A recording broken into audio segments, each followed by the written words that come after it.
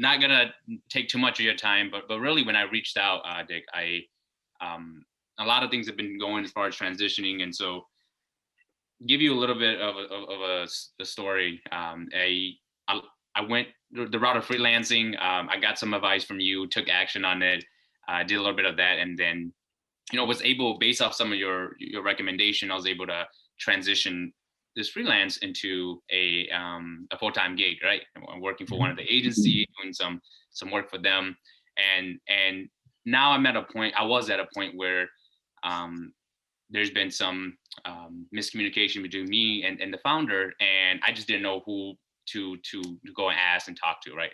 I come from a family where I'm the first person to really dive into business and just really try to understand that. And so I was just pulling on some resources that I had and that people that I know that's an entrepreneur or who's in this business. And so reached out to Nick.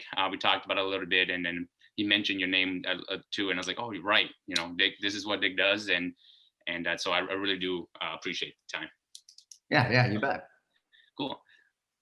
So yeah, to just start this conversation, I think it starts with a lot of it starts with, I think, aligning my goals with the business, right, before you go into the conversation. I mean, into talking about working together or partnering.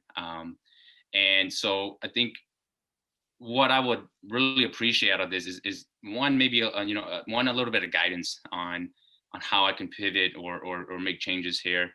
Being that you've been in the agency industry for a little while now, and then and then number two is just to hear what you would do if you were in my shoes, right? And so this happened about a week ago.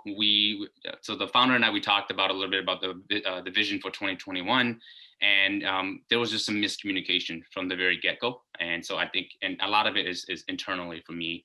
I didn't put expectation up front and know what I wanted out of the partnership and all that. And so it got to this point where now I need to make that pivot.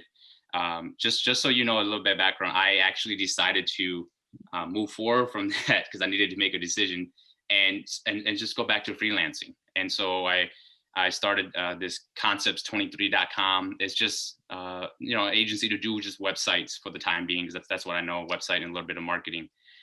But what I guess my question for you is kind of from a founder's perspective,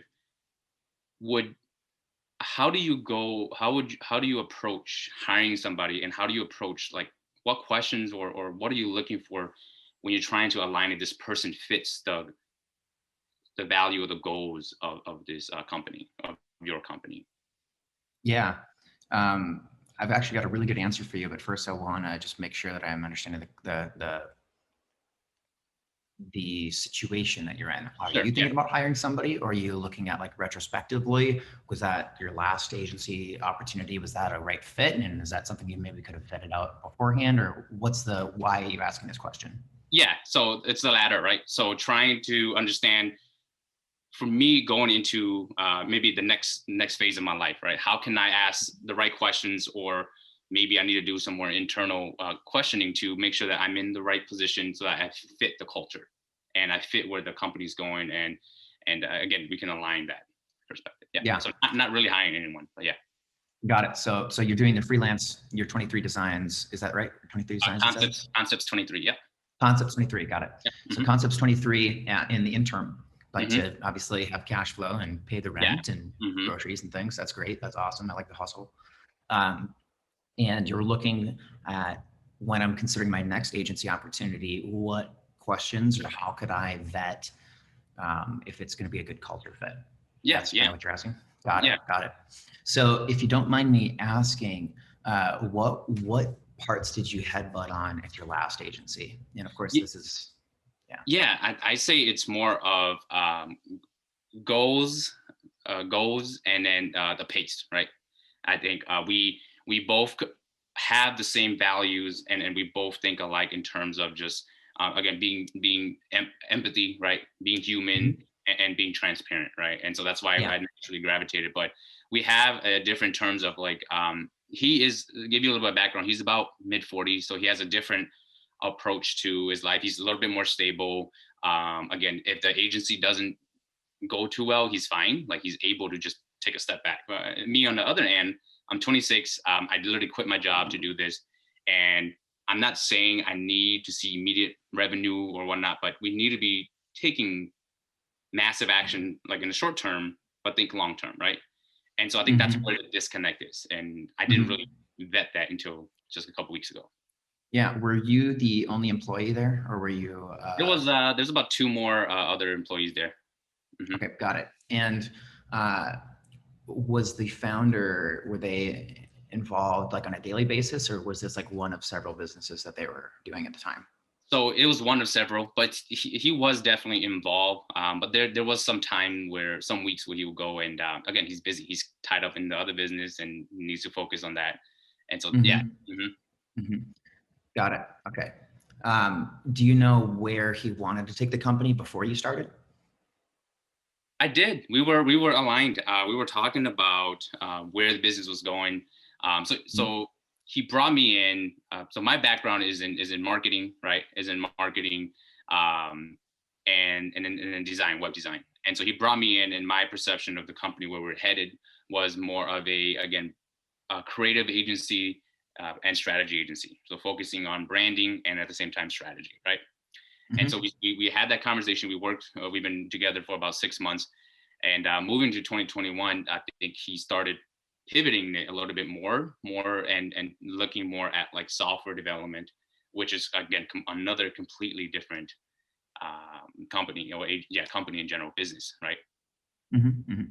Got it. So, and you wanted to continue to niche down and accelerate the design portions of it, is kind of what it sounds like, right? Yeah, because I can't just. I'm helping branding it, and I can't just. We're still a startup, and so I don't want to go into saying we're full service. We do everything from branding all the way to even development, right? And it's just Mm-hmm. not a good, at least, start for me, or for the company. Right? You want to be able to Mm-hmm. niche first, and you know this. Start small Mm-hmm. and then grow from there. Build your tribe. Continue to grow from that. Hmm. Yep. Got it. Got it. Okay. So this is extremely relevant because our own company, Online Growth Systems, is going through similar growing pains, right? Do we Hmm. continue to niche down? Hmm. And there's different ways to niche, as you know. So you could niche down for clients, and you can Yeah. also niche down according to services. So it sounds like you can want to continue niching down for services. Like, we're going to be the best agency there is when it comes to branding and strategy, right? Those are kind of Hmm. the two focuses, or at least at that previous company, right? Yeah. And so like what Online Growth Systems is, we continue to niche down on the other end of the spectrum, that we're saying no to more clients, Hmm. but still offering full services for those clients, so that we're like a one-stop shop, but only for, in our case, e-commerce and SaaS, so software as a service, Hmm. Yeah. right? And those are the only two that we're actively, trying to grow our company through, you know, and then when new banks and financial advisors and accounting firms come our way, we just politely say, hey, we'll still build websites for those individuals, because those are easy for us, and there's no really niching that. It doesn't change our operational flow, and it doesn't change the pace of our momentum. Hmm. But for all other marketing things, we just say we refer them to a partner, somebody Hmm. with a partner in work. Hmm. And that's how we're continuing to niche and kind of get that snowball effect of what you're kind of talking about, right? Okay.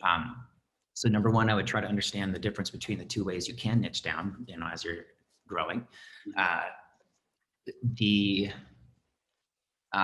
so one thing retrospectively you could have done, and going forward, what you maybe should do for your next opportunity, Yeah. is have that conversation with the founding team. If there's 1, 2, 3, 4 co-founders, and say, hey, where are you guys right now? Where do you want to go? And then the follow-up question, which it sounds like maybe is the gap here, Hmm. is how are you going to do it? And Mm. then that's where you come into play, and then you fit into that puzzle piece. You're one of the puzzles that are pieces that are going into creating that, right? Mhm. Um, so it sounds like you guys were in your previous opportunity, you were aligned on where you were and where you wanted to go. Is you guys just disagreed on how to get there. Is that Yeah. accurate, or am I kind of reading it wrong? Yeah. Yep. Exactly. Yeah. Again, different approach on it. Like exactly what you said. How are we going to get there? Yeah. Hmm. That's true. Yep. Yeah, definitely. So I think that would be one gold nugget for you, is have it sounds like you're already doing step 1 and 3 correctly, and just ask about step 2, how are you going to do it? And a calibrated question could be like, ask them how you are going to niche, and or depending on where they are, you know, if they're at the niching or if they're at the diversification process, and say, you know, what's your plan for niching down and like really being the subject matter experts in this particular piece of your industry.